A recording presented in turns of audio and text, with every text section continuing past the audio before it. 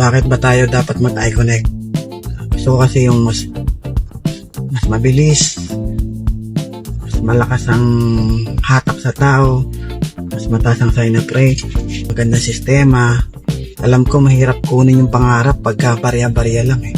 Hindi naman ako junkie. Nagkataon lang, talagang naghahanap ako ng magandang opportunity. Ngayon, ito, iConnect. So, sabi ko, ito na ang iConnect ang siseryosohin ko. Tawin ko na to. Dito na ako mag-all out, sabi ko. Ito na todo ko, sabi ko. Ito yung malakas ngayon. Kasi meron siyang dropshipping. Tapos yung mga items niya, mga winning items na mayroong celebrity endorser. At mura ha. Mura. Hindi niya tinaasan yung presyo ha. Hindi tinaasan ni iConnect. Kung magkano yung SRP niya before. Kasi matagal na nag-e-exist yung product na to eh. Yung mga ina-endorse nila Alex Gonzaga, Tony Gonzaga. Ina-endorse ni Sacha Laparan. So, marami pa pong product na sa iConnect na marami nag-endorse. Postoyo, ina-endorse yung Barley. So, isang reason yun kung ba't ako nag-iConnect. Kasi malakas ang hatak sa tao.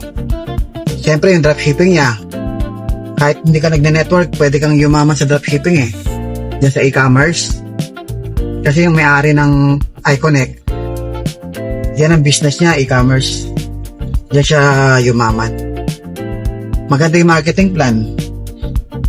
Isa pa yun, mataas ang safety net.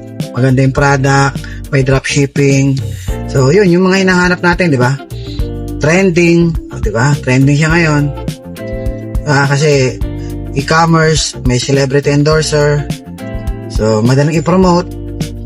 Mababa lang yung pay-in. Di ba? So, yun yung mga reason kung ba't ako nag-iConnect. So, sasabog talaga. Kailangan mo kasi ng massive growth ng network para kumita ka ng malaking halaga in a short period of time. Kasi pag hindi ka kumita ng malaking halaga sa maikling panahon, hindi mo mabibili pangarap mo. For example, kumita ka ng 1 million pero kinita mo for 2 years. Wala na, hindi mo mabibili pangarap mo. 2 taon yun eh. 2 taon bago ka naka 1 million. Ubus na yun. Natutunaw yun kada buwan, di ba? Pero kung kumita ka ng 1 million sa loob lang ng 2 buwan, edi ramdam mo pa yun. Ramdam mo pa yun. Mabibili mo pa yun ng pangarap. So, kailangan kasi kumita ka ng malaki in a short period of time. So, kailangan mo ng massive growth, massive duplication, exponential ang growth. So, kailangan yung magba-viral. Yung kaagatin ng halos lahat ng tao. May kakaiba. So, may kakaiba sa company. Kasi pag ordinaryo lang yan, walang kakaiba dyan sa company, wala eh. Usad pagong talaga siya eh. Usad pagong. So, dito sa iConnect, maraming kakaiba.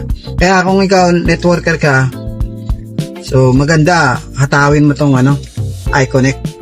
Kasi, dito ka na mabibigyan ng big break. So, siyempre, kanino ka sasali? Kung saka komportable. Ako naman, ibebenta ko na yung sarili ko. Kung sasali ka sa team ko, ako naman seryoso.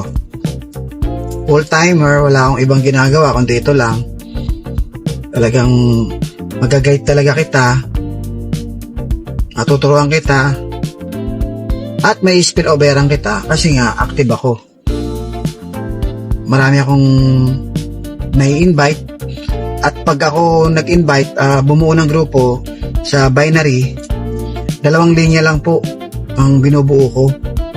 Hindi ako bumubuo ng 4 na linya. Masyadong marami yun.